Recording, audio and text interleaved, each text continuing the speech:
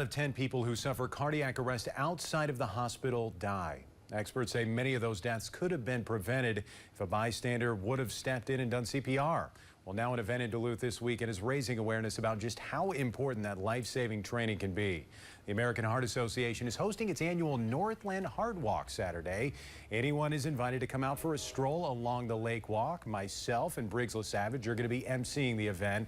While it's free, they encourage people to make donations, which go towards CPR training, heart health education, and more. The event starts at 9 Saturday morning at the Fitkers Courtyard. Then a walk along the lake walk starts at 10. We have information on how to register at northernnewsnow.com.